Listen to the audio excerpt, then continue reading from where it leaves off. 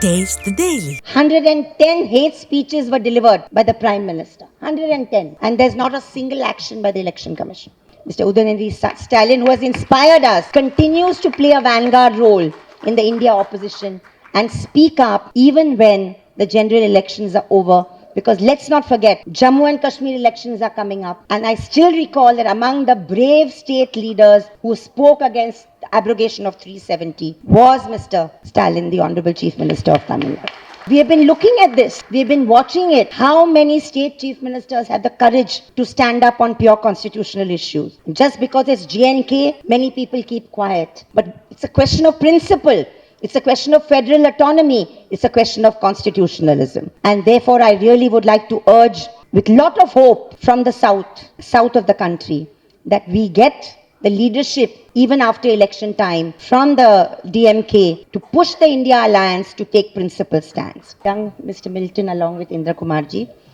I'm extremely proud to know these two young journalists who are doing a very, very impressive job with independent media. And since I come from the world of media myself, along with activism and law, I think it gives me great pride that young people are doing such a wonderful job.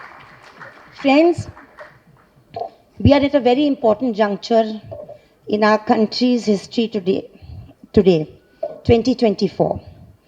And I'd like to personally, from outside Tamil Nadu, though I've always identified greatly with the South, greatly with the Dravidian movement. My great-grandfather was a close associate of Baba Saheb Ambedkar. I just want to say that the role played by the Honorable Chief Minister of Tamil Nadu in understanding the danger of fascist forces and stitching together the India Alliance and being committed to it, despite the Dravidia movement's honorable stance on language and the culture of Tamil Nadu, is hugely, hugely admirable. It shows that you can marry the national with the regional while not losing your sense of regional identity, independence and pride when you realize there's a threat that is bigger than all of us. And I think the threat that the proto-fascist RSS and BJP represents is not just the threat of brute hate politics and communalism, which is obvious, but it is also anti-democratic at its very core, and it's also against people's development and the development of all people. It's a shame that in the last decade, our country has seen the 10 most richest Indians' wealth soar above, and 30% of Indians are in such a pathetic socio-economic condition. Can India, the world's largest democracy, afford this kind of growth, absence of growth, iniquitous growth, undignified growth? I appeal, therefore, to not just the leaders of the India Alliance in the north, but also to the leadership here, to continue to play that vanguard role. Because today, yes, we are relieved. We are relieved that the elections did not give them a brute majority. But sir, some of us are also convinced that it was a stolen election. That however they are sitting in power with 240 seats, it's not a genuine victory. And we urge you to look at that issue. I'll be presenting you at the end of my speech with this report, the Vote for Democracy report, which Sri Parakala Prabhakar has already spoken about in Chennai.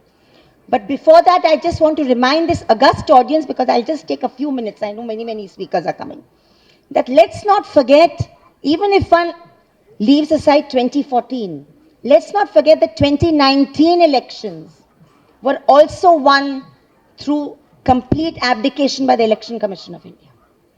There was unequal money, the kind of money that the Bharatiya Janata Party and RSS had, the kind of hate speech that was generated. Let's not forget that electoral bonds were allowed by the Election Commission, despite previous Election Commissions saying that they are anti-constitutional. We have CEC Qureshi, we have Mr. Ashok Lavasa, previous Election Commissioners saying they were against the electoral bonds. And yet, right up to 2024 February, electoral bonds benefited the ruling party. So money, muscle, and institutional subjugation is how the BJP has come to power in 2019. And even in 2024, I would like to urge that the refusal of the Election Commission to divulge the actual figures of every phase of election to date is very, very fishy and mysterious. Human Rights Watch has said that 110 hate speeches were delivered by the Prime Minister. 110. And there's not a single action by the Election Commission. Finally, I believe the greatest threat today is to the federalism that this constitution represents. Concurrent list, state list, and central list. There are different subjects. But just look at how law and order is abused through central agencies. Honorable ministers of this government have suffered. Honorable ministers of the Maharashtra Vikas Aghadi in Maharashtra have suffered. Opposition leaders across the country have suffered because of the misuse of the central agencies by the PMO and the Home Minister. Therefore, I'd like to urge, as a human rights activist, as a journalist and an academic, I'd like to urge the opposition to play as active a role today as it does during elections, and to keep a rights-based approach, a human rights-based approach when we see atrocities happening by the central government and in the BJP-ruled states. We have many, many issues before us. I thank you for giving me this opportunity. But the greatest threat to Indian democracy today is the assault by the center on federalism, financial, economic, social, language terrorism, I would call it. The imposition of the Hindi language is against the constitution.